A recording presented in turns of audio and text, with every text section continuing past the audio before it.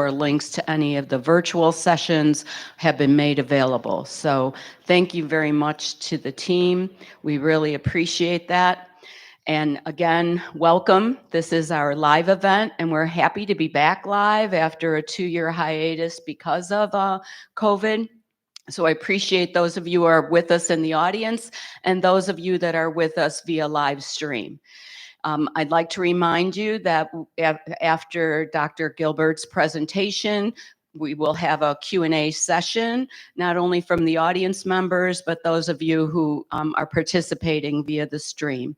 So before I begin, I'd like to acknowledge some of the key administrators here on our campus. First of all, President Cheryl Green, thank you very much for being here. We appreciate it. And for many of you who may not be aware, our newest member of our administration, fresh since March 16th, Dr. Beverly Schneller, our new Provost and Vice President of Academic Affairs. Welcome, Beverly, to our first research week.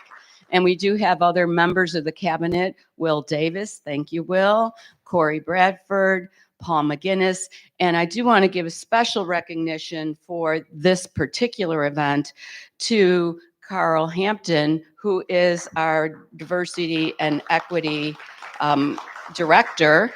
And through his efforts, this is one of the last sessions being presented on DEI for our 21-22 academic year. So Carl, thank you very much. We appreciate all the different speakers you brought to us throughout the academic year, and we are very much looking forward to Dr. Gilbert and his presentation. So before we bring Dr. Gilbert up, I just want to remind you, first of all, he came from Florida. Where's the warm weather you were supposed to bring us? Thank you very much. I hope you get out of here tonight because they're talking about snow. So you can take that back with you. But anyway, we really appreciate you coming here to GSU to speak to us, to share with us your passion for STEM. That's near and dear to my heart. I always said I went and got a PhD in science ed so I can impact future science teachers and get them to get children excited about participating in science. So Dr. Gilbert is the Andrew Banks Family Preeminence Endowed Professor and Chair for Computer and Information Sciences and Engineering Department at the University of Florida. He leads the Human Experience Research Lab. Dr. Gilbert is a national leader in creating strategic diversity, equity, and inclusion initiatives to increase underrepresented minorities in STEM. His efforts have been recognized by professional engineering organizations such as the National Center for Women and Information Technology, and he was one of the inaugural recipients of its annual Undergraduate Research Mentoring Award. Dr. Gilbert was recognized for his outstanding mentorship, creation of high-quality research opportunities, recruitment of women and minority students, and efforts to encourage and advance undergraduate students in STEM-related fields. So we're so happy to have you with us, and welcome to GSU, Dr. Gilbert.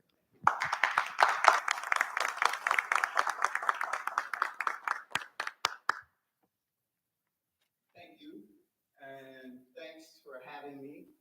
I look forward to engaging you all in the Q&A, so let me jump right in and talk about strategies for STEM, diversity, equity, and inclusion through research and innovations. So let me begin with my story. I'm originally from Hamilton, Ohio. So I was born there. I am the third of 4 children. My dad had an 8th grade education. He was born in Pulaski, Tennessee. Some of you may know the history of Pulaski. It's the birthplace of the Klan. My family was there. Stories about that later. My mom was born there in Hamilton. I was the first in my family to go to college. I don't think I need that one. I got this one. Okay, so I was the first in my family to go to college. I did my undergraduate studies at Miami University. I liked science, And so I went to Miami with the intent on being a scientist. Now remember, I'm the first in my family to go to college. So I was a chemistry major. My first year, I took advanced chemistry. I was really good. And the TA for the advanced chemistry course said, Juan, you're good at chemistry. You're one of our best students. You're going to do well. You're going to go through Miami. You're going to graduate. You're going to go to graduate school. I said, wait a minute. Go where? He said, graduate school. That's what we do in chemistry. I said, I got to go to school again? I thought I went to college to get a job. So I changed my major to computer science or systems analysis to avoid going to graduate school because I knew I could get a job. Well, we know how that worked out. So I changed my major. I won a scholarship from NCR Corporation. And with that scholarship came an internship. I worked in Dayton, Ohio. And I showed up, went to NCR, first day on the job. I did very well. I said, I got everything done. I'm going home. They said, no, you got to stick around and look busy. I didn't understand the corporate environment. So it was my junior year. I had a class with Dr. David Haddad. He was the dean of the school. The class is called Stochastic Systems. I hated that class.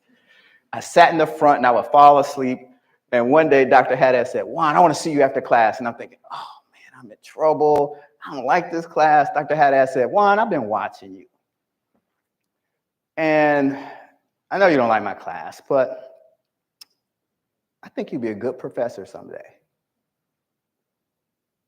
I said, really? Because I sleep in class? He said, no, I've been watching you. I think you would. And you know what? I'd hire you. So I went and did research on what the life of a professor would be because I'd never seen a person that looked like me that was a professor in my field. It wasn't until that moment that I even realized it was an option for me to be a professor. If Dr. Haddad had never said that, I don't know what I would be doing right now.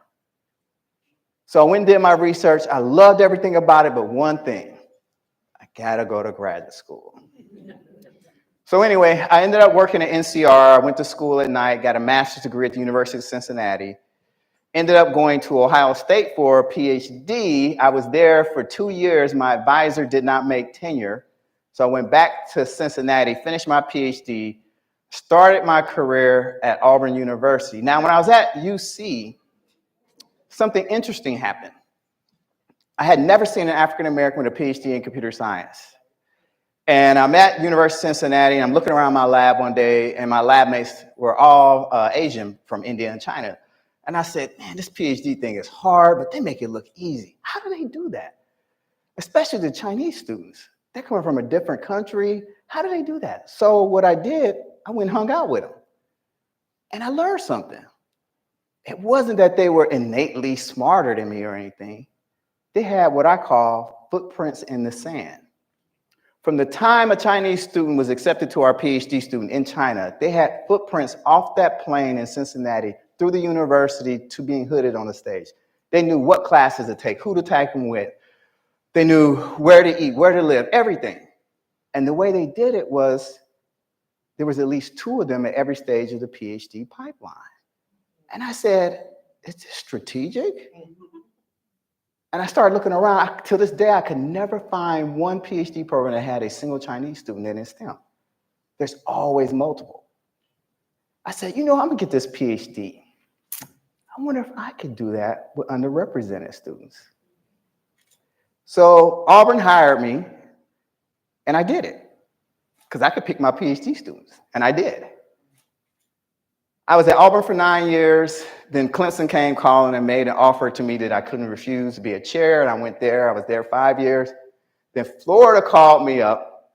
The dean called me and said, Juan, we have this new initiative called Preeminence. We want to be a top 10 public university, and we got money from the legislature to hire people who can help us move our rankings, and you've been identified as one.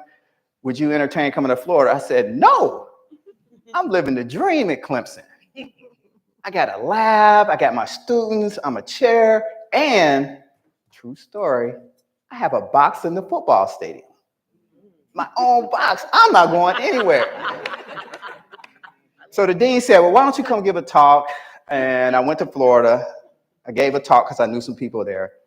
That night at dinner, she said, seriously, what would it take to move you here? I said, it'd take the world to move me. And she said, I think we got it. So I said, I want this, this, this, this. She said, yes, yes, yes, yes, and one no, the box. So long story short, 5 faculty, 2 postdocs, and 20 PhD students moved to Florida. So let's begin this talk. That's the background. That's Dr. Hahn, my advisor, the day I finished my PhD at Cincinnati. So I told you about my experiment with the footprints in the sand. I also did some research. As Carl will tell you, some of my best friends are in education. So because I had never seen a person like me in STEM, I hung out with the other people who were in other disciplines who were in education. Was the best thing that ever happened to me. And so I learned some things. So why do women and minorities, they don't persist in STEM? There were 7 barriers done by, and this was identified by Hank Frierson, who actually is at Florida. Here are the 7 barriers, and I'm going to talk about each one. Stereotypes. Well, there are negative stereotypes associated with STEM amongst our communities. Scientists are unpopular, unhappy, and having an unattractive wife, which implies they're male. That's not attractive to get someone to be a scientist or go in STEM. So you got to overcome stereotypes. Role models. Well, there's so few of us, like in my discipline, computer science. There's only 106 Black computer science faculty out of 194 computer science research departments. So finding a role model is difficult. And that explains my challenge. It wasn't until I was at Ohio State and I was about to drop out of the program because my advisor didn't get tenure and I was lost. I had no one to advise me. I went to a conference and I bumped into this African-American woman and she said, "Hi, who are you?" And I said, "Well, I'm Juan and I'm a PhD student in computer science at Ohio State." She said, "I got my PhD in computer science at Georgia Tech." And I nearly cried. She was the first African-American I had met. And I told her, and she was Dr. Andrea Lawrence, who was the department chair at Spelman College. And she said, "You don't have to leave or jump out of a PhD, go somewhere else." And that's how I ended up at Cincinnati and finishing. So role models. Often our underrepresented students look for role models, and in STEM, it's hard to find them. Helping professions. So this is a very important point. If you look where underrepresented students are, they tend to be in these disciplines of helping professions. Well, helping professions are these fields that have a way of giving back. So if you're coming up as an underrepresented student and you underserved community, you're often told, don't forget where you come from and help someone else. If you work in STEM, the perception is we work with artifacts and phenomena, not people. So how do I use STEM to give back and help someone? This is the point I was making. Help others. So what I did, and I'll talk more about this and you'll see it, could you take STEM and contextualize it as a helping profession? If you do that, will that attract more people? The answer is absolutely yes. If you look at all the STEM areas, and let's look at engineering, the most popular area of engineering for women is, guess what? Chemical. Anything bio. Which chemical can be related to? You get it? Bios, directly connected to people. Things related to people. Okay. Financial concerns. They don't understand what it takes to get a PhD or pursue a STEM degree, and they say, well, I don't want to go in debt. I'm not trying to do that. These are barriers that can be overcome easily. Inadequate advising. Most people seek advice from family members, and if you're a first-generation college student, that's not going to get you what you need. You need advising. Lack of knowledge regarding the advantage of having a PhD. This is a serious one. And there's a quote there from somebody. But they don't know what it is. I didn't know anybody like was doing what I was doing. So being able to talk about the advantages of having a STEM degree or a PhD in STEM, the lifestyle, how much you're going to make, what do you do? When I was growing up, if we wanted a job, you look in the local newspaper. There's no PhD postings in the local newspaper. So you never saw anything like that. You don't know anything about those kind of jobs. So employment opportunities, again, connected to what you do with these degrees. Again, this is related to lack of role models. You know, what do you do if you have these degrees? What is it like? I was in college for 3 years, and it never occurred to me that I could be a professor until Dr. Haddad said, Juan, you have potential. Just think about one conversation changed the trajectory of my life, and as a result of that, hundreds of others, which you'll see as well. So never underestimate what a single line of encouragement could do to the trajectory of an individual. So these are the 7 barriers. So in the work that I do, one of the strategies is to overcome these 7 barriers and to talk to them. I went to Spelman College when I was at Auburn, gave a talk. I call it a targeted presentation where I talked about these 7 barriers, broke them down. After leaving that talk, it was an hour long. That next year, 80% of their graduates in computer science applied to our PhD program. 1 hour intervention. Successful strategies for recruiting, retaining, graduating, and placing underrepresented students in STEM and CS. Strategy number 1, actively recruit them. You must go to them. We recruited HBCUs and Hispanic serving institutions. You have to seek them out. Tell them about the opportunities. You cannot assume that you built it and they will come.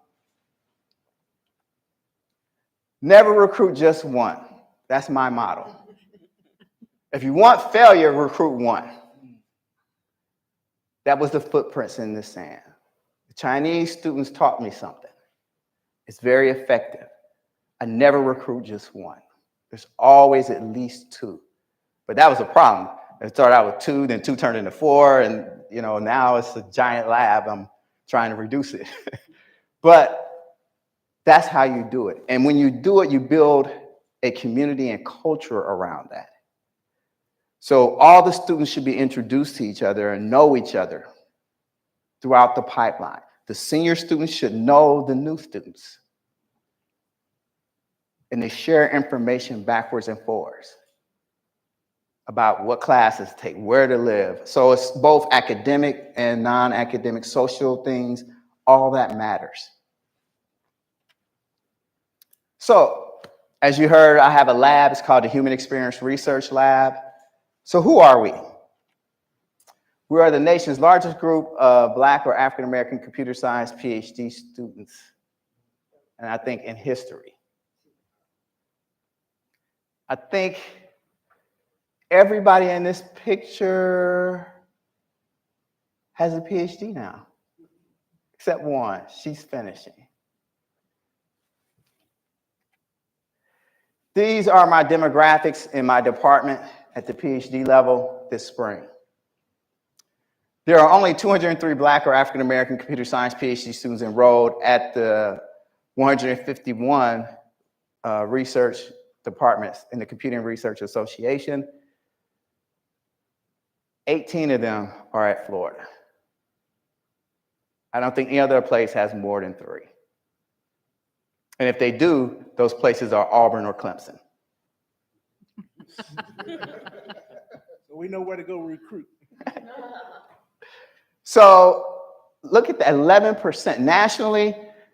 The average is 1.2% or 2% Black or African American PhD students, 11% in our program. Hispanic, 6%.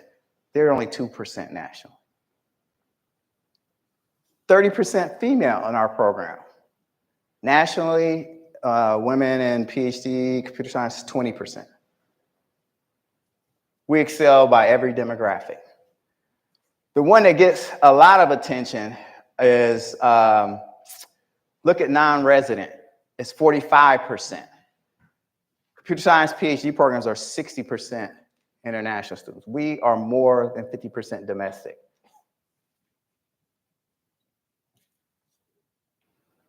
So it makes an easy sell for me to employers.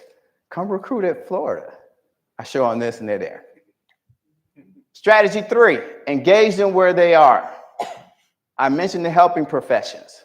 How can STEM computer science help others? Contextualizing the discipline outside of artifacts and phenomena. You tell them about, they understand the salaries and stuff. You tell them that, but that's not enough, simply because they want to help other people. How can you use the discipline to sell that point? We do it through innovations, through research with societal impacts. Doing research that matters to them.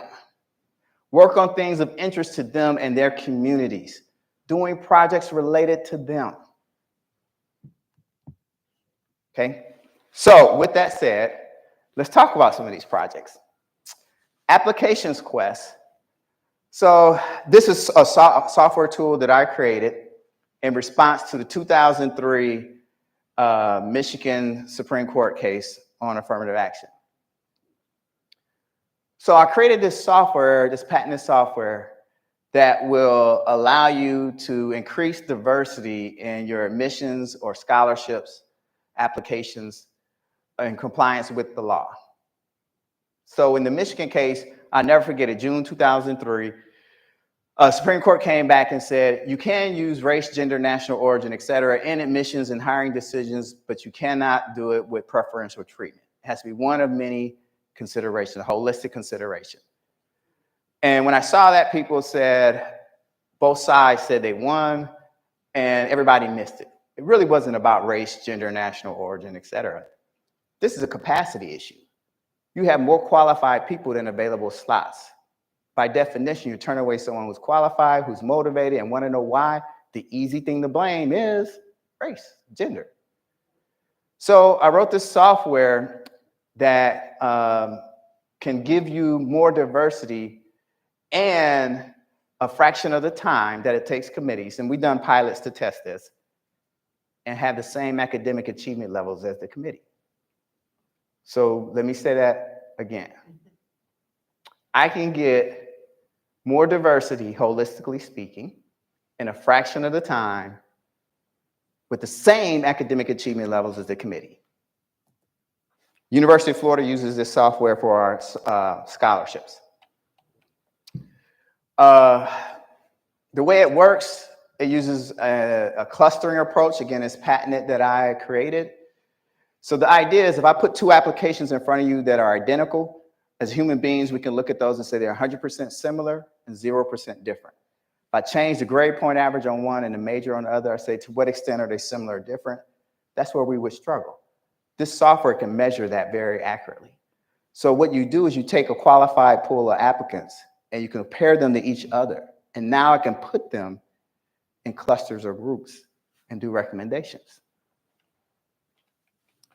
So I did the pilot study. Again, I've done about 30 of these. In every case, the results are greater diversity, same academic achievement levels in a fraction of the time. Scholarships, it's been licensed, but I can't tell you to whom, but you all know. So, but it has been licensed to a third party. But I'm open to doing pilots. If you wanted to test it out, we can try it. Prime 3, making voting more accessible for everyone. So in 2000, we had a little issue with voting in Florida. I wasn't there. And as a result of that, in the presidential election, Congress passed in 2002 the Help America Vote Act, HAVA. And there was a provision in there that said every voting place had to have at least one accessible voting machine for people with disabilities. When I saw that, I said, we have a problem. What you just did was create unintentionally a separate but equal connotation where people with disabilities vote differently than others. And they reported back to me, there's no other way to do it. So we went to the lab and we proved them wrong. We created a voting technology that you could vote on independent. If you can't see, if you can't hear, if you can't read, you could vote on the same machine as anyone else. It was open source software. We created that in 2003. Long story short, New Hampshire used it, adopted it, and used it statewide. This is a picture of the technology from New Hampshire's point of view. You have a touch screen, you have a headset with a microphone, and you have a button switch. So if I'm blind, I can listen to it, and I can navigate through the switch, and it prints a paper ballot, or I can speak to it. Now, I wouldn't say the candidate's name. So it say, to vote for Joe Biden, say vote, and you would say vote, or blow into the microphone. So Ohio is using this in Butler County, Ohio. They adopted it as their remote accessible absentee system. I had the opportunity to serve the national academies on this report, Securing the Vote, Protecting American Democracy, as a result of my experience of doing these things. Prime Theory is the only open source voting technology to be created in an academic research lab, and the only one to be certified and used in state, federal, and local elections in the United States of America. We did that. And I don't have time to show you the latest thing, but we're working on something called a transparent voting machine. So remember, I told you that. Transparent voting machine. Remember that. Now, lab days. Because the uniqueness of our lab, when we were at Clemson, we had this idea. There's nothing like us. So I would go give a talk somewhere. And again, it's 45 minutes to an hour. And I go back to Clemson, and then a parent will call me and say, my kid changed their mind. They're going to go into STEM now.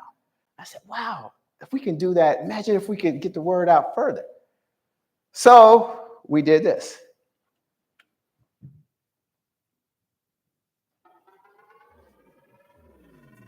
Experience a lab you've never seen before. Don't come to grad school. This class is so hard. On lab days, you'll see the ins and outs of being an HCC PhD student.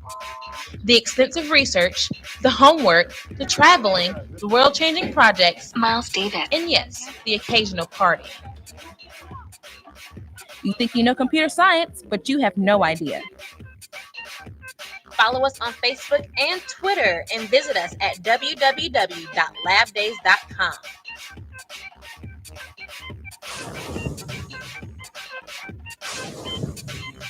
So that was back in 2013. I hired a crew to follow us around and record us. And we created Lab Days, a web series about us. People, places, research, innovations, our projects. And we said if kids watch this, will their perceptions of scientists change? And we actually studied this, and it did. It had a positive effect on kids.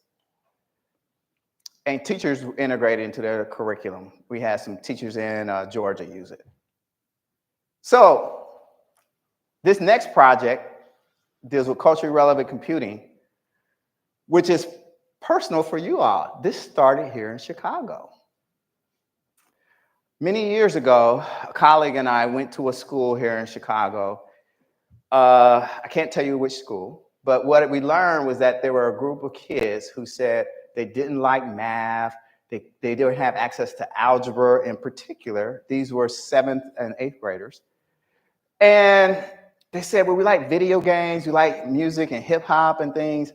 I can't do math. My mom didn't do math well. I can't do this. And we said, okay, what if we could change that? So, so we got together and we said, what if we could create these culturally relevant computing perspectives of math, in particular algebra? Okay, So how many of you remember Schoolhouse Rock?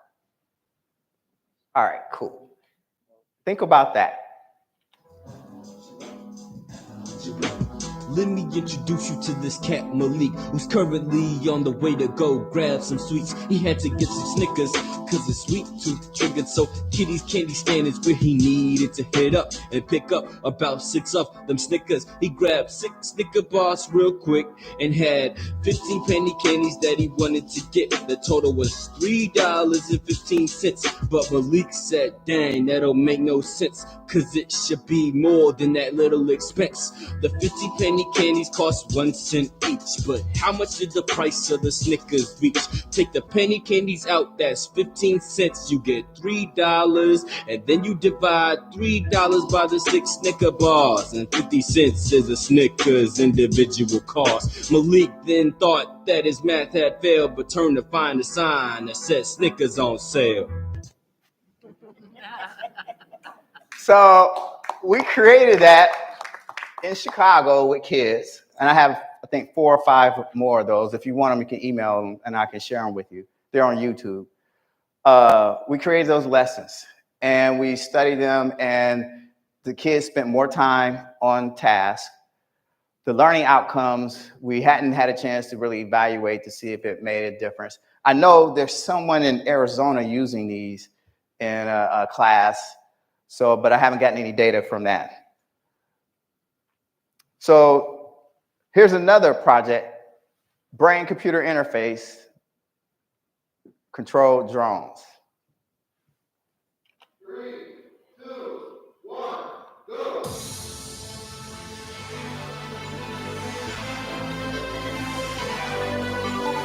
We're launching the world's first brain drone race. What you do is you put on this device called a BCI, or brain-computer interface.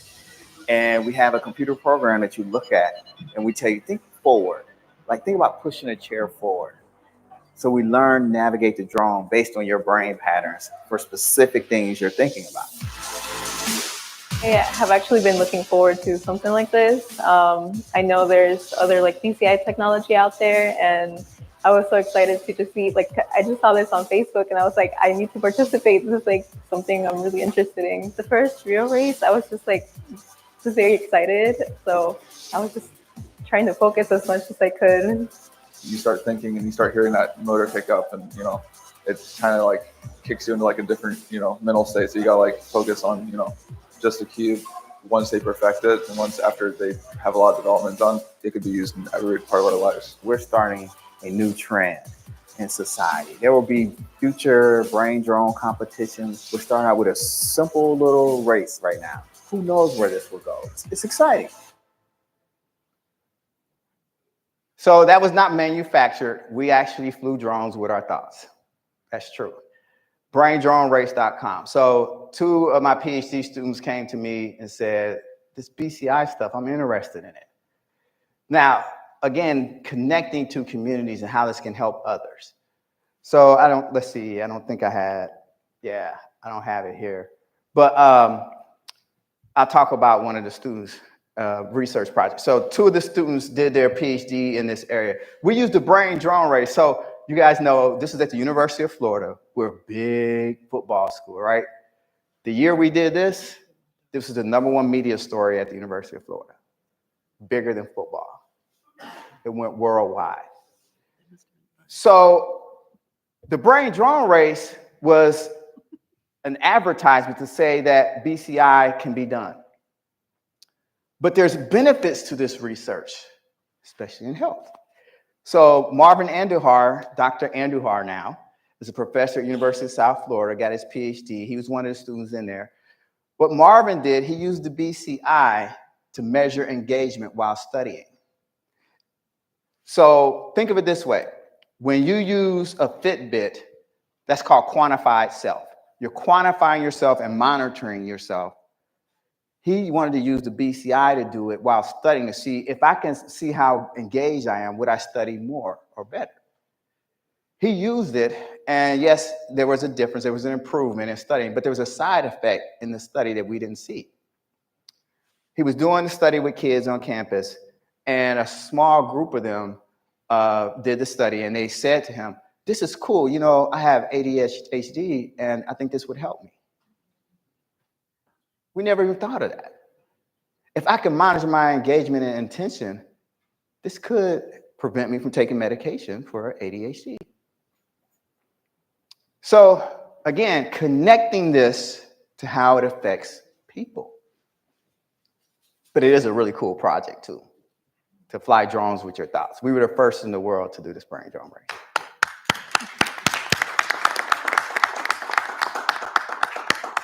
Now, Chris, so the other guy in there, Chris Crawford, he's a professor at Alabama. Chris built a tool that allows kids and others to build software to connect to a BCI device. So it's a visually attractive tool that helps you build. So he's working with kids in the Black Belt of Alabama to use this in an educational sense. The virtual traffic stop. So here's the scenario. I walked into my lab one day and my students had this real sad face. I said, what's the matter? I'm tired of seeing Black men get shot by police when they get pulled over. So let's do something about it. And we created this.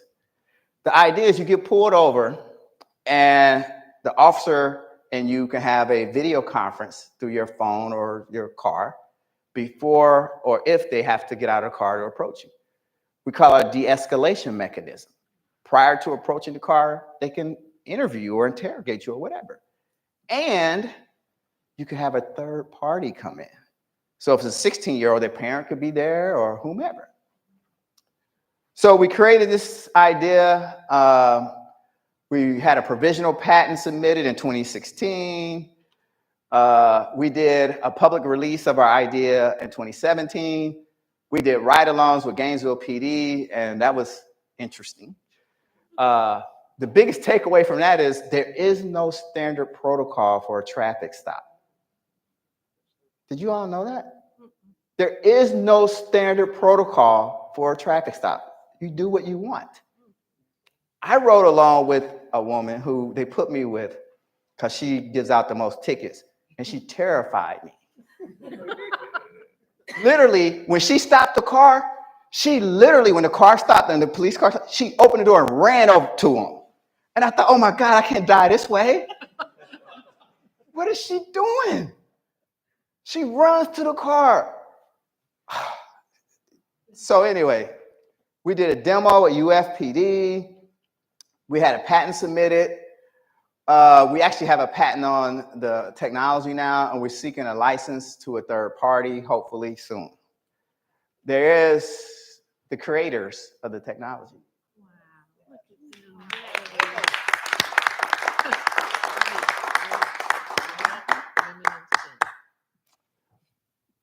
All right, strategies. Number 4, placement. You must develop a record of placing your students in key jobs and things like that. You have to do that. The first thing the kids are going to do is say, if I come to GSU and I get a degree in health informatics, what am I going to be able to do? Do you know anybody who's done that?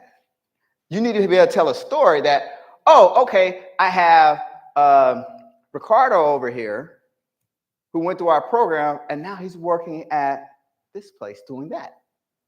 That matters. We've been successful. Here's some graduates out of my lab. Chris Crawford, I told you about him in Alabama. Marvin. France Jackson, she's at Intel Corporation. France was on the BCI team, and she wanted to make the BCI sexy. She said BCI devices, they're awkward, and they're not made for women. So she redesigned it. Dr. Jessica Jones, she was one of the virtual traffic stop innovators. Dr. Julian Brinkley, who's at Clemson University. And yesterday, Dr. Brinkley graduated his first PhD. Dang, that makes me an academic grandfather. Yeah. Jerome Dunbar is originally from Jamaica. He's at Honda R&D in Columbus, Ohio.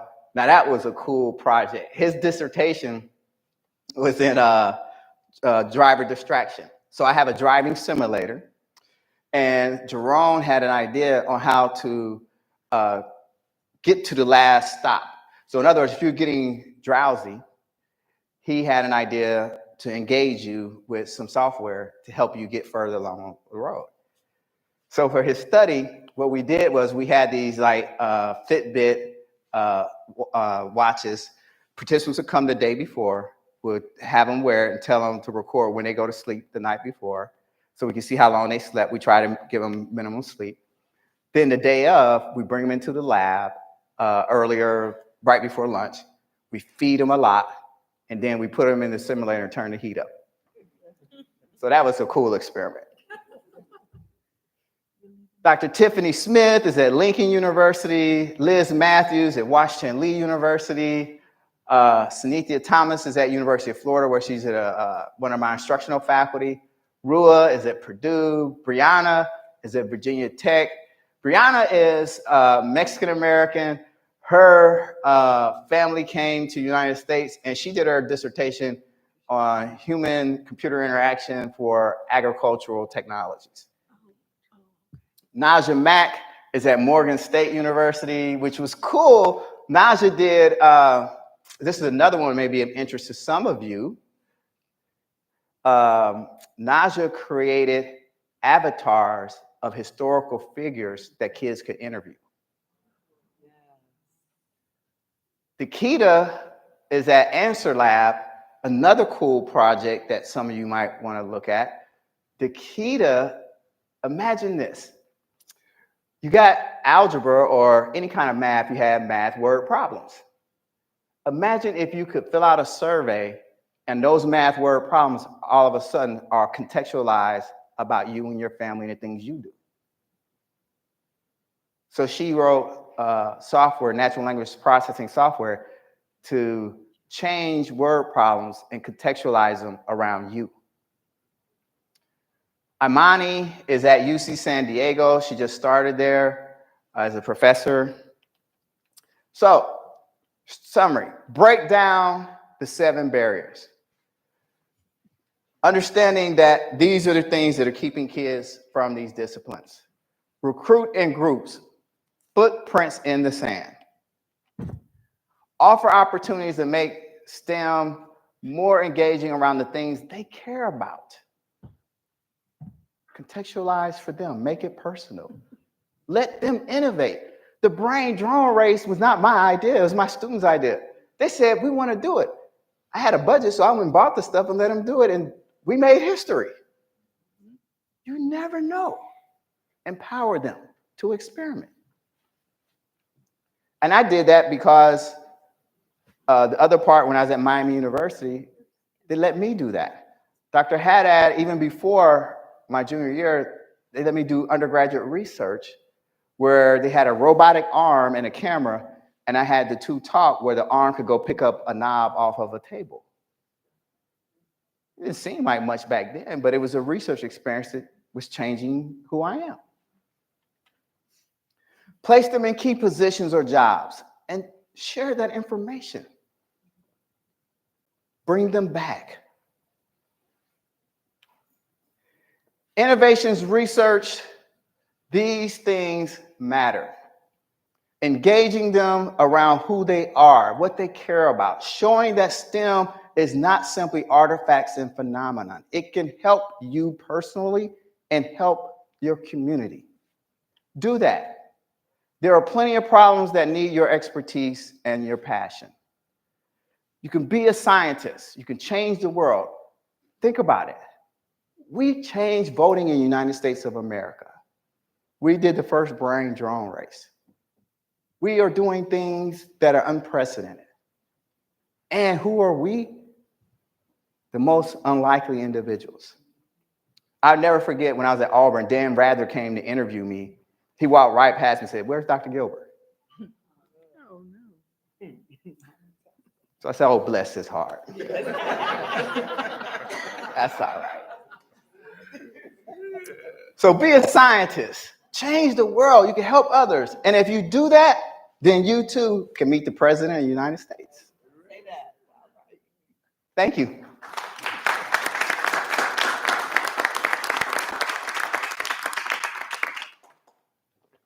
All right, any questions?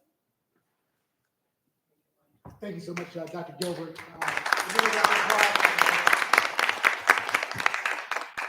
Yes, we're, I don't know if we take a little break if you want to, or just go straight into Q&A. What do you want to do? Anyone got a coffee break? Okay, let's just keep going. This is a wonderful opportunity in Q&A. I'm Carl Hampton, Chief Diversity Officer, where we'll introduce himself. One of our students will be helping moderate the Q&A. I want to, again, showcase of our STEM students who is, I won't give away, let him give a story, but he has a wonderful story. And he's going to do a great job as far as moderating the Q&A and following up on a lot of the questions that you have in this presentation. Thank you.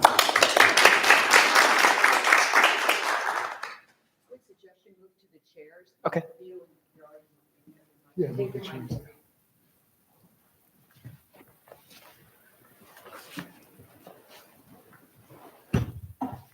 Hi, Mr. Gilbert. My name is Ezequiel Rosaldo, and I'm currently in Bachelor's of Health and Sciences through Community Health. And I am trying to be a physical therapist in the coming future. And I will start with the first question. Dr. Gilbert, what was your personal journey pursuing a STEM education that led you to where you are today? What barriers did you have to overcome? And what were the initiatives that assisted you? Well, I talked a little bit about that. Probably the barriers were, number one, isolation, inadequate advising. I didn't have anyone to advise me.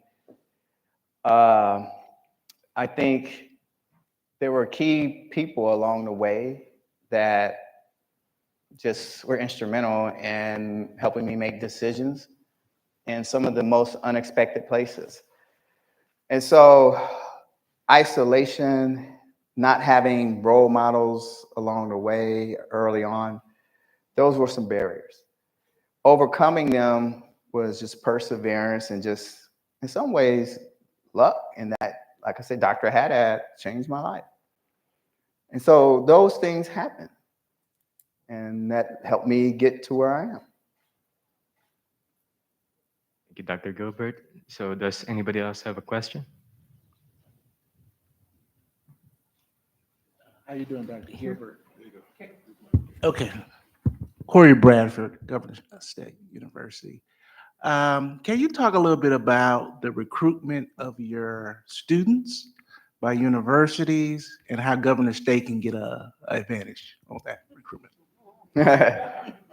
Well, the students are sought after heavily.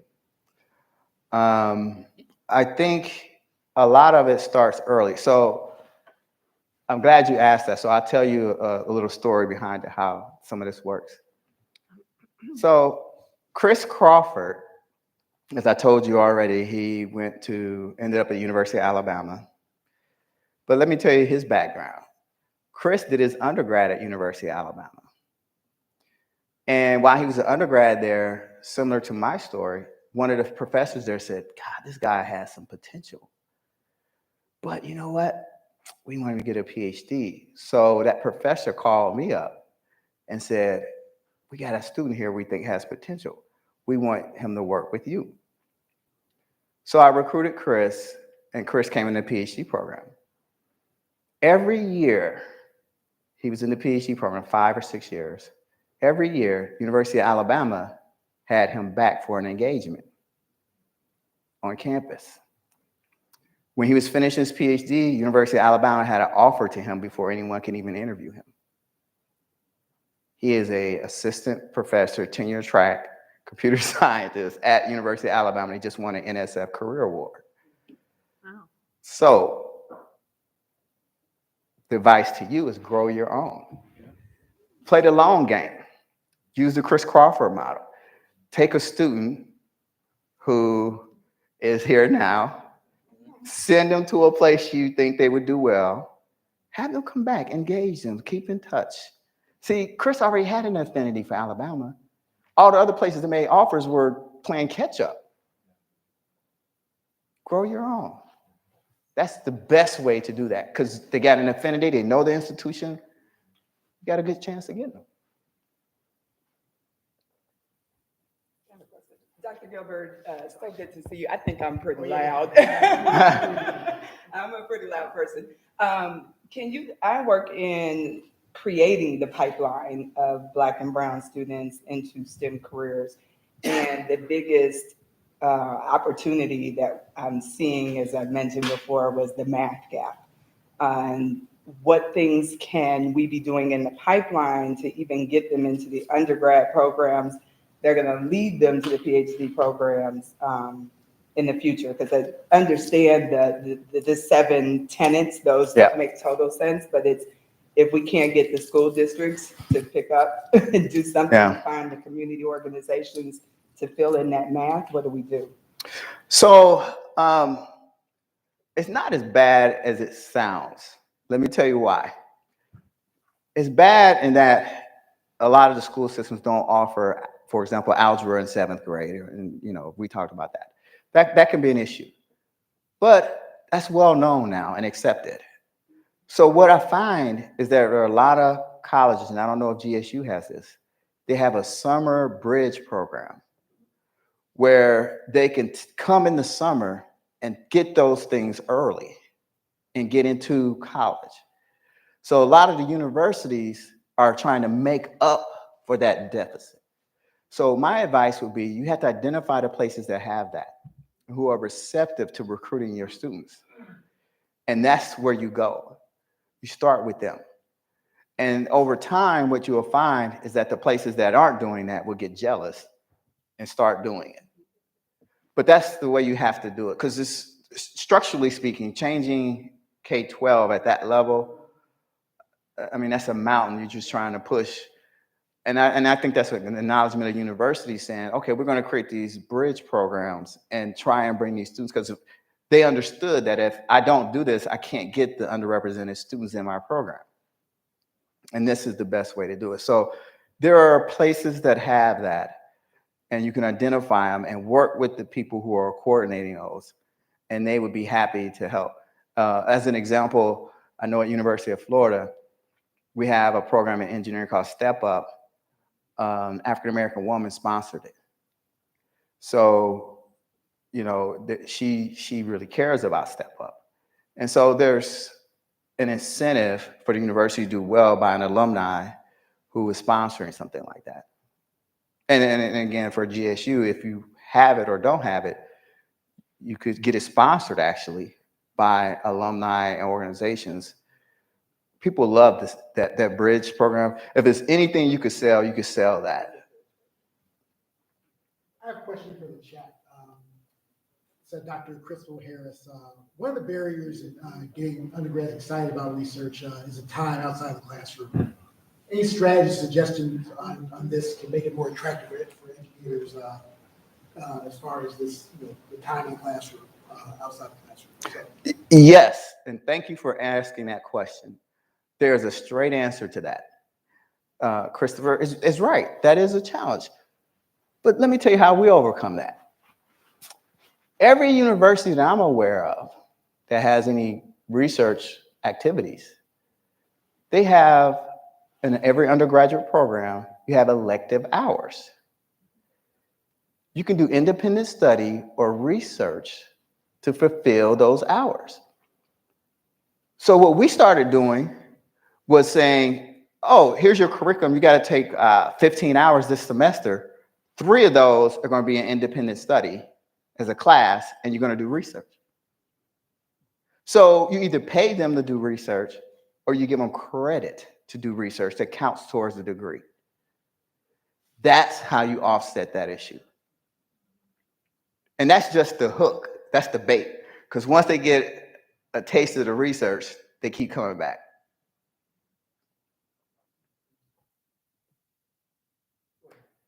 Dr. Gilbert, I was really fascinated with your research on AI in recruiting, and I teach HR, and some of the same kind of machine learning and AI is being applied in recruiting, and selection, but some are finding that it's perpetuating stereotypes or decision patterns that are biased. A famous case was at Amazon where they scrapped a program. I'm just curious if you might be able to help us understand why some could result in, improvements in DI and others just perpetuate the same problems. Yeah, so the way this works, thanks for asking that question. I'll probably give you more than you asked for, but I got to explain it this way. So when we talk about AI, there's two types. One is called supervised learning. One is unsupervised. The things you were describing, in particular, biased one, are supervised. What a supervised learning is trained on a historical data set to do predictions, okay? So if I train data, for example, in policing, if I train it on data and I show that all the criminals come from a particular neighborhood, and then a new person comes from that neighborhood, it will predict their criminal. That's a bias. So it's baked in at the time you train and build the model.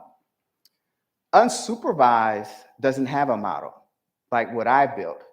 It deals with only the applications that are in the pool at that time. And so one of the things that I did to get at this very issue, it was a side effect. I gave a presentation about Applications Quest, and someone stood up and asked the question. He said, well, at our university, we don't have very many physics majors. So students will lie and say they're going to major in physics. Could someone game your software? So I actually did a study and gave people perfect knowledge. I said, here are the applications in the pool. Here's what an application looks like. I want you to fill this one out honestly, and I want you to lie on this one to the best of your ability to try and get in. They couldn't game it. In other words, you could not inject bias into this system if you tried. Now, from a legal standpoint, that's beautiful, because if I'm a scholarship officer or a missions director, no one could claim I was biased towards anyone else or favoring someone. So the way Applications Quest works, it gives you give me a set of applications and I run it through. It's reproducible. It'll give you the same result for that applications. But no human being can predict what that result will be, because it only works on what's in the pool at that time. And again, I could do a whole lecture on Applications Quest by itself. But this your point, is that these things that tend to be biased are trained on historical data that is biased. In fact, one of the things we're doing now is we're using Applications Quest to diversify the data set that is being trained to create a model. In other words, I got a set of data and I want to create a model. I'm going to make it diverse before you create the model. And we've actually seen improvements in that. I have a question from the chat.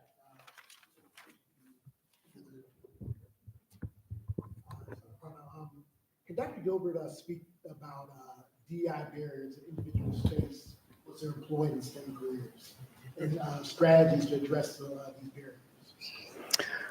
Well, there's a lot of potential barriers. It depends on where you are and the context you're in, and your actual position. So it's hard to answer that question without more context.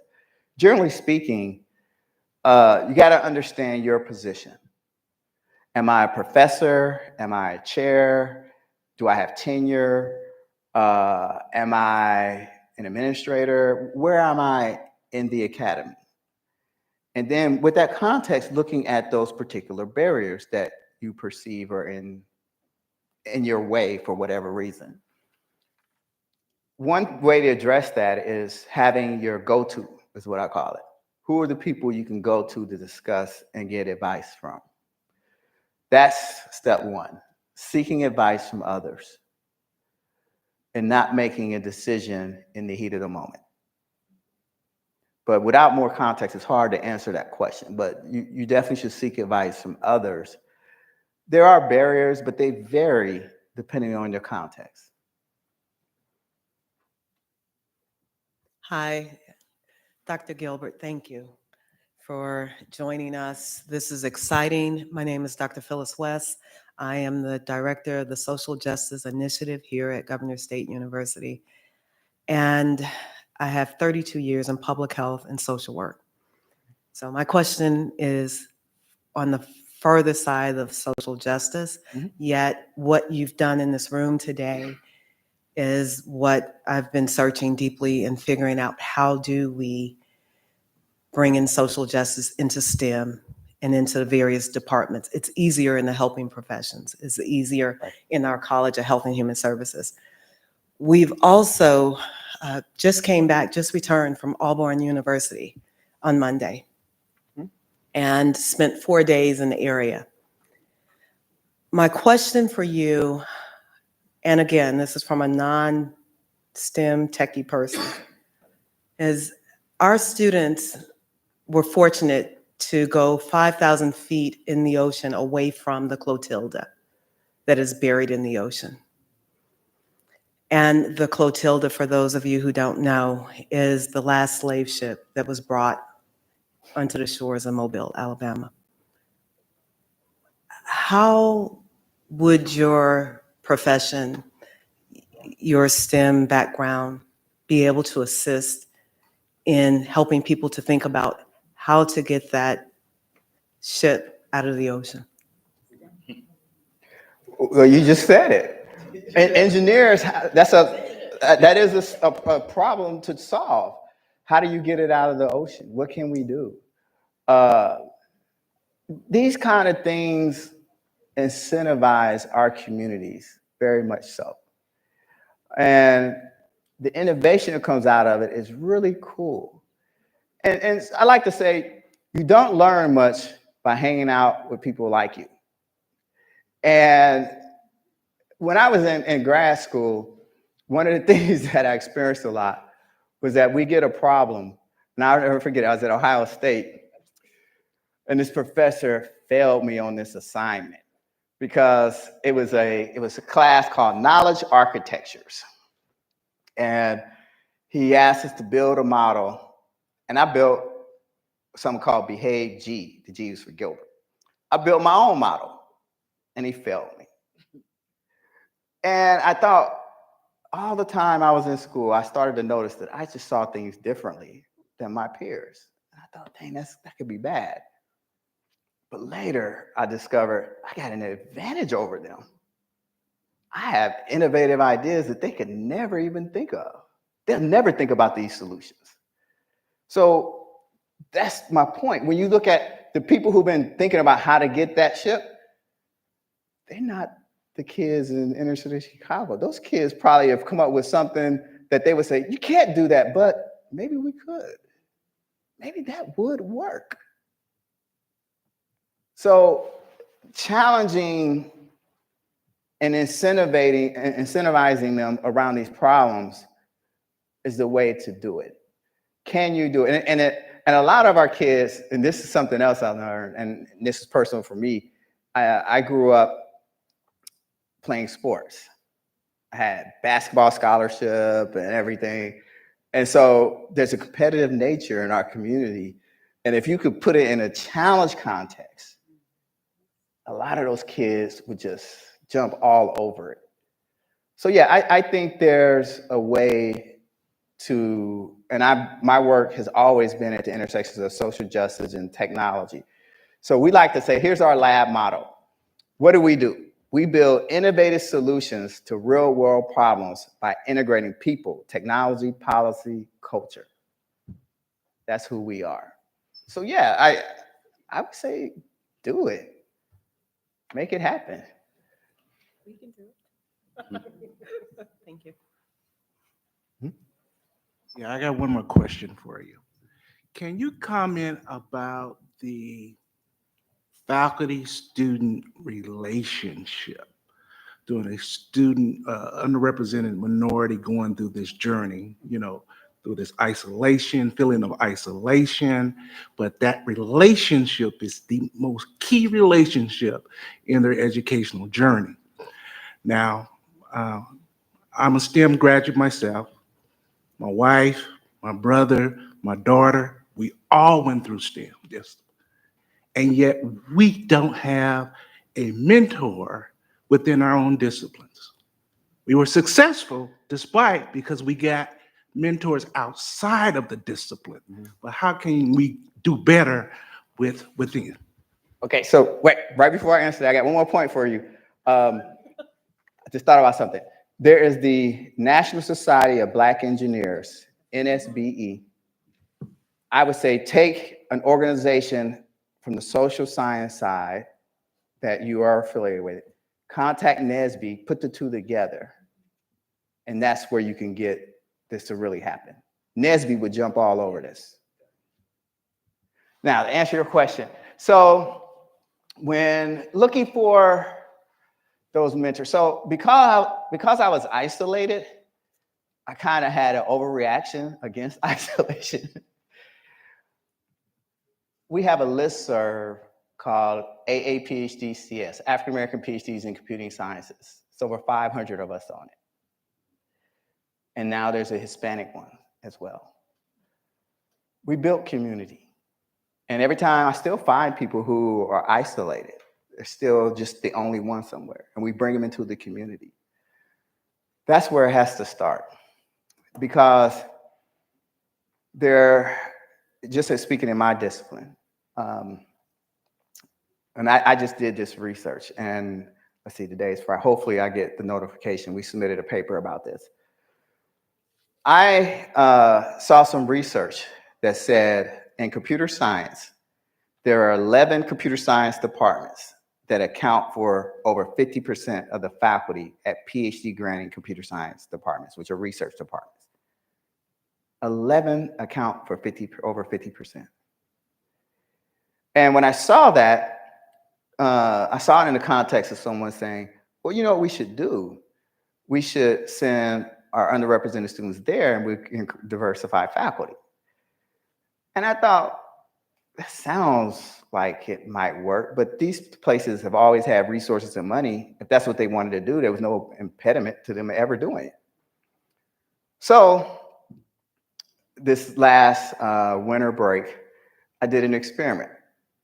I went online and found every computer science department that has a PhD program in the United States, 192 of them. I went to every website and identified all the Black faculty in the nation. There was 106 of them. And it turns out those 11 places only accounted for like, I want to say 20% of the Black faculty. I made a discovery. I didn't even know this. University of Florida was #1. We produced 7 Black faculty, which is the most of any institution. Behind us was MIT and Georgia Tech. They had 6. But those 6 were over a span of like 50 years. Florida's a span over like 15 years or something. So what I'm getting at is that if you look at how many institutions there are and programs there are, the probability of there being only one somewhere is high. So we have to have a community or organization we can reach out and bring them in. And so I became a department chair. Now my fellow department chairs know who I am. So what happens if they have, for example, an underrepresented student at University of Maine, they would say, oh, you need to check out this listserv or what Juan's doing. So they are aware that these things are there. So you got to build a community, because otherwise you're doing whack-a-mole in the sense that they're going to pop up as isolated cases.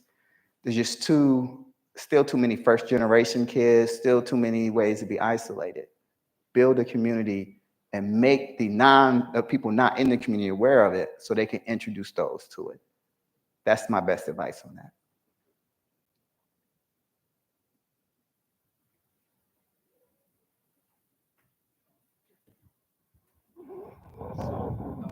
I have 2 questions.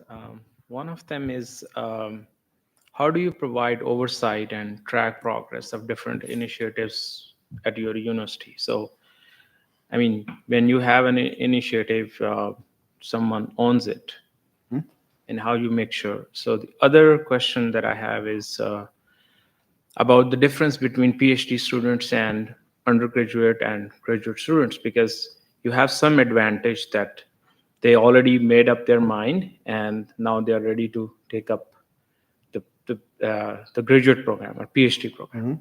But for schools, for universities that do not have PhD programs, the enrollment in those STEM programs is I think is a little difficult, because those students have no background in STEM. So we are trying to introduce them to a new discipline at an undergraduate level or graduate level.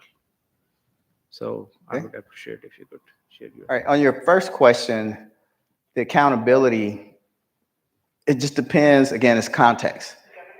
Depends on who it is and the position.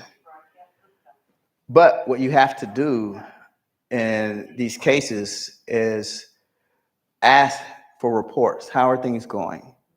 And you could do that in a nice way and say, I'm interested in your program. I'd love to learn more. Tell me. That's one way to start that conversation. With respect to undergrad, so I put up the numbers, you see like our PhD program, but the majority of them, maybe like 99% of them, were undergraduate researchers. And so what I would say is you have to, again, the principles apply to the undergrads, meaning you got to tell them why they should consider this. How can they use this to help others? How does it connect with them? That's a way to recruit them in. Why does it matter? A lot of the kids, what we found, again, going back to our days here in Chicago, they didn't like math because they didn't see the sense of it. If I can count money, I'm fine. Why do I need algebra? Those things weren't clear. So by being able to incentivize them in the right direction, if you tell them this algebra class is between you and getting this degree, which will help you get this money, will help you help others do these things, they'll conquer algebra in a heartbeat. So I think bringing them in, and there's an example of this. UMBC, University of Maryland, Baltimore County.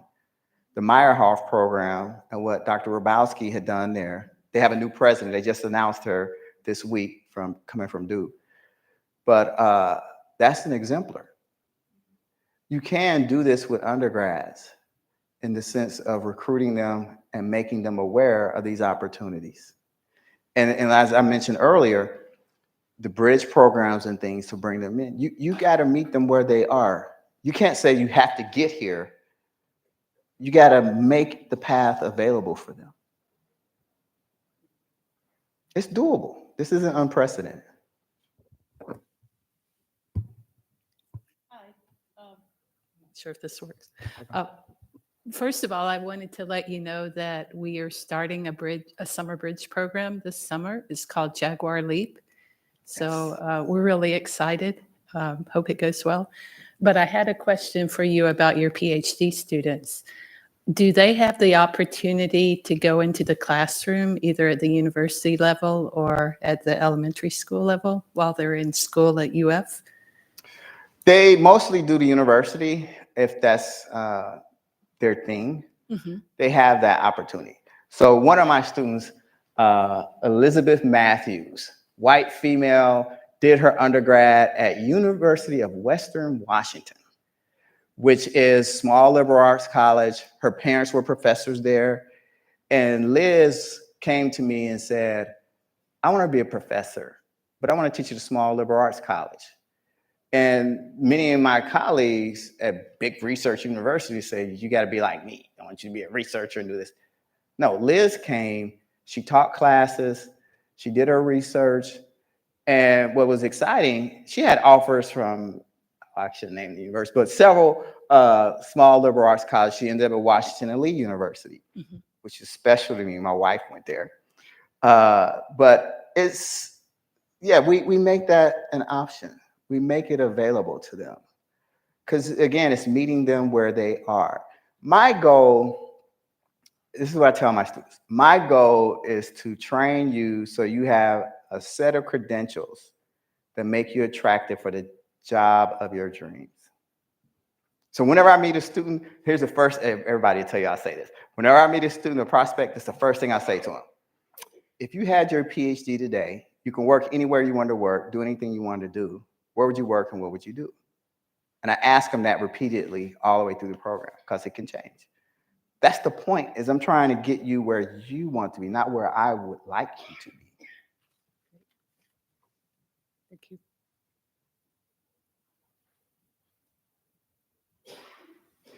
Does anybody else have a question? And real quick, that question goes back to what we did here in Chicago with City Stroll and Snickers and stuff. The idea was asking the kids, what do you like? Now, how do we contextualize algebra that way? You guys saw the Snickers stand, kitties? That was definitely Chicago. The kids came up with all the concepts and stuff. One question, even around this, within CS, an organization that I used to work with, pipeline program, the focus was CS as well, and pushing young Black and Brown students into CS careers and opening it to them in high school. One of the challenges we struggle with as an aspect of the program is very specific targeted networking. And as you know, exposure is key. How do we get people that look like them when there are so few of them in the area, or to even find them to bring them out to say that here's an example of someone in CS? And it's just been difficult to bring them even onto campus to talk with the kids. Yeah, that's a challenge, but we do have an advantage with technology now. There's YouTube videos, so for example, this started happening to me about 10 years ago, and I was shocked. I was like, wow. Kids started contacting me, doing reports on me. And I was like, I'm just Juan. What are you contacting me about? And they found information about me. And teachers were using that in the classroom. So even though they may not be able to meet them in person, there's ways to learn about them and things like that and see them. So I think that's the best we can do. Now, you guys do have an advantage being in Chicago. I mentioned NSBE. NSBE has an annual meeting, right? It goes all over the place. It comes to Chicago every so often. You catch NSBE in Chicago, take advantage of it. I think a program like what you're doing could really benefit from it. So just being aware of conferences and things that come to Chicago and being able to bring the kids. So I don't know of a conference in particular that's going to have underrepresented students who would not welcome that. So this year, like in computer science, we have two major DEI conferences. One's Grace Hopper, Celebration of Women in Computing, and the other one is the ACM Richard Tapia Conference, Celebration of Diversity in Computing. Tapia will be in DC this year, and it moves around. So if it happened to be in Chicago, and you were to reach out and say, I want to bring some kids and introduce, there's no way they're going to say, no, we can't accommodate that. Somebody said that, you let me know. I don't see that happening though. But that's the scenario of how you could get them interactions and let them know about these people. I often say, here's the other thing about our communities, and I'll give you an example. In particular, in the African-American community, a lot of kids, Black boys, they know who LeBron James is and they aspire to do what he's done, but they never met him. They'll go play basketball all day in the sun and train hard because they understand the benefits and what can happen in a career there. If they understood the benefits of being a scientist, would they do the same thing? I suspect so. Mm-hmm. So the myth is that a lot of these kids are lazy. That's not true. I still want, speaking of social science, I'll give you a social science study. I've been asking for years for somebody to do this study. I believe it's harder to be a successful drug dealer than it is to be an athlete. Say that again. I believe it's harder to be a successful drug dealer than it is to be a professional athlete. No one's ever studied what it takes to be a successful drug dealer. You got to know your math. Think about, I mean, what does it take Math. to get to that point where you're not dead or in jail? Now, if you take that same skill set and you take it away from crime, drug dealing, and we put it in science or something, I would love to see the data on that. I just haven't had time to do it myself. Is that a challenge? I would love it. If you do it, let me know. I've been asking for it for years because where I grew up, I saw a lot of these things. I was fortunate not to get involved in them. I had sports and other stuff. But I saw the lifestyle. And it was not easy. It's not, a lazy person can't do these things. That's not going to work. So the question is, if they're not lazy, they have that kind of intuition, knowledge, and drive, can you redirect it in the right place? But again, I think it would be a cool study to show what does it take to be a successful criminal or drug dealer. What is the skill set? What is the knowledge? What are the things you have to overcome? And then compare that to academia, to athletics, to entertainment, to things like that. I think it'd be a surprising result.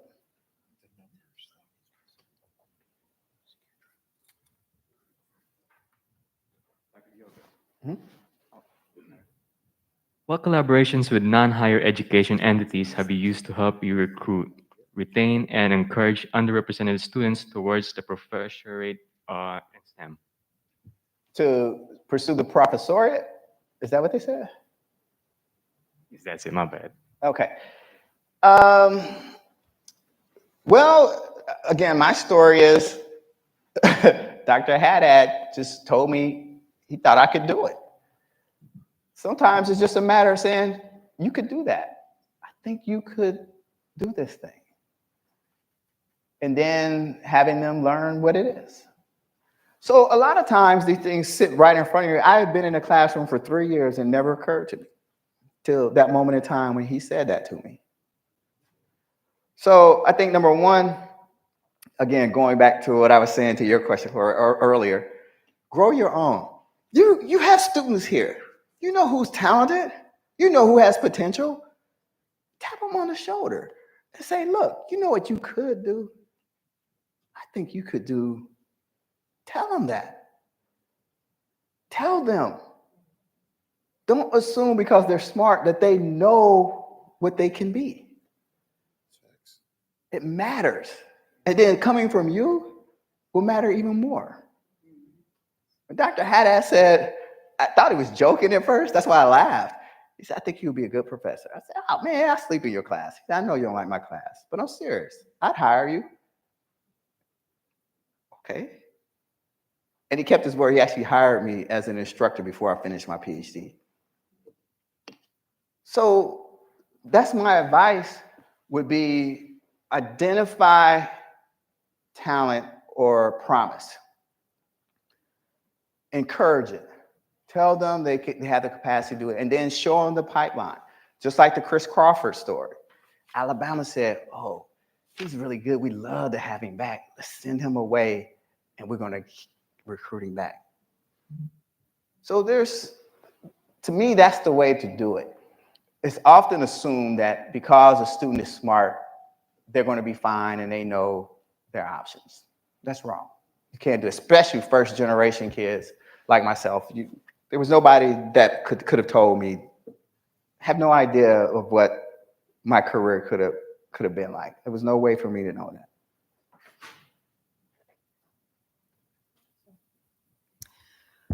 Thank you for joining us here at GSU. I was curious, when you showed sort of the status of many of your doctoral students, especially those who had received their PhD, it seemed like a lot of them stayed in academia. At least their current employers were universities. Is there any special effort that your program puts in to putting its doctors or other students into like the business world? Oh yeah, those what I showed you were since 2017 and at Florida. They've gone all over the place, but I would say it's about 50-50 in academia or industry. Intel hired a bunch of them. That's a cool story. I'll tell it to you how that worked. So when we talk about industry, I was at Clemson and someone at Intel said, we have a DEI problem. We don't have great diversity. And Silicon Valley was talking about this. This was years ago. And they was in a meeting at Intel, so I'm told. And they said, well, how can we diversify our workforce, especially in computer science? And somebody at that table said, do you know Juan Gilbert? I said, who? No. Well, there's your answer. So Intel created a whole kind of scary, a profile of me and what I do, because they weren't recruiting at Clemson at the time.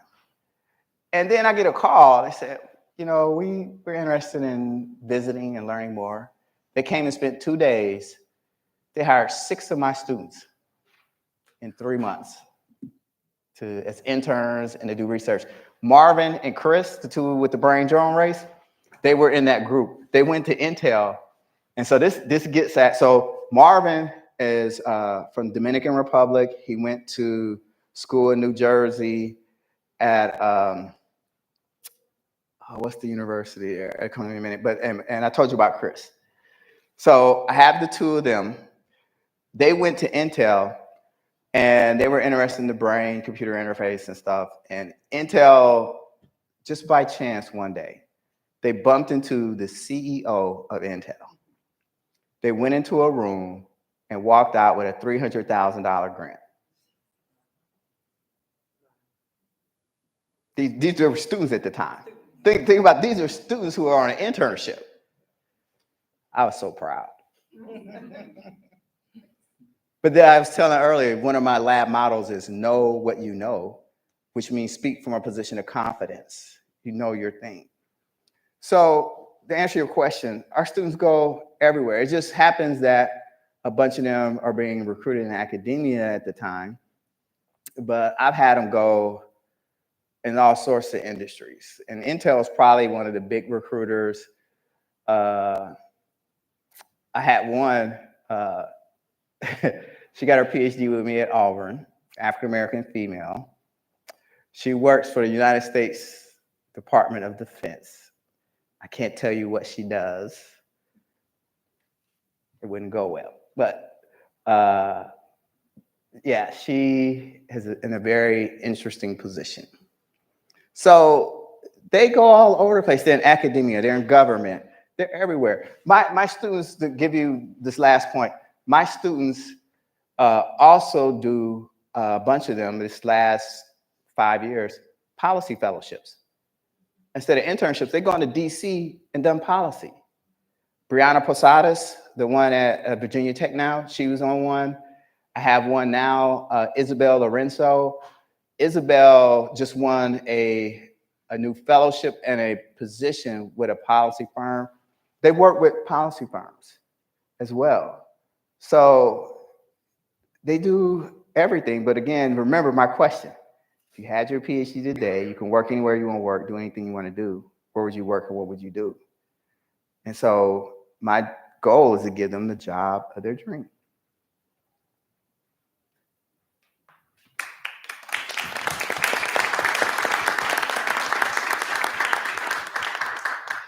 This will be the last question.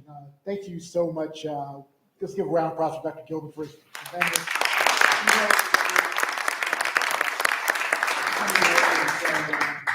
Now it's 10:30. We'll go to the research sessions. And thank you very much for coming today, and to all my audience as well. And so have a wonderful day. Thank you so much for supporting these efforts as far as these 3 events we've had.